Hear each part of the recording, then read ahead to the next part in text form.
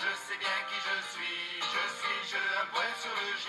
Je suis un fan des minuscules et l'autorité je l'encourage à changer de calligraphie, mais est-ce vraiment son sorcier?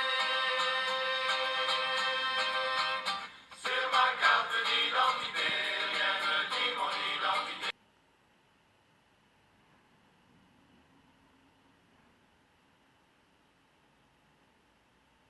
De plusieurs femelles chimpanzés pour les inséminer avec du sperme d'humain. Soutenu par le gouvernement russe de l'époque, son but était de faire un chimp humain, un hybride entre un chimpanzé et un humain. Et c'est cette expérience qui va nous aider à répondre à la question « Sommes-nous humains ?» Enfin, plus exactement, qui va nous aider à comprendre pourquoi nous ne sommes pas vraiment humains.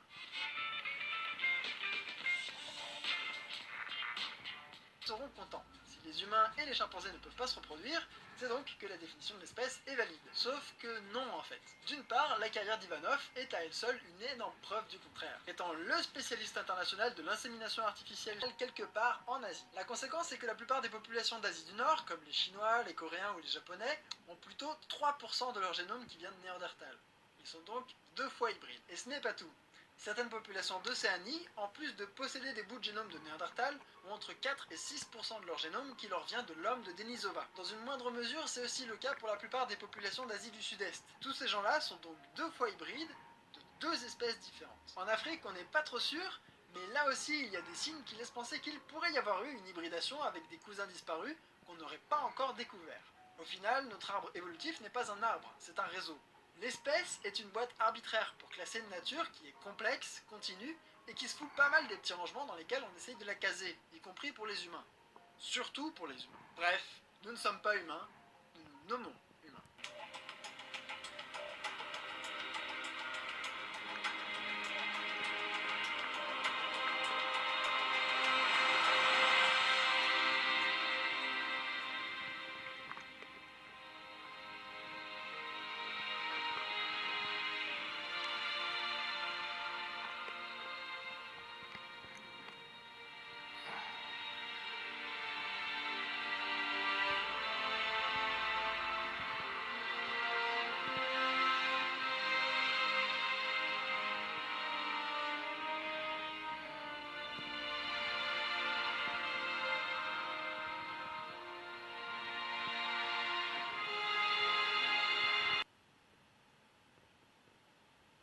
Le nombre de naissances et de décès, ces informations sont issues des données de l'état civil enregistrées par les communes.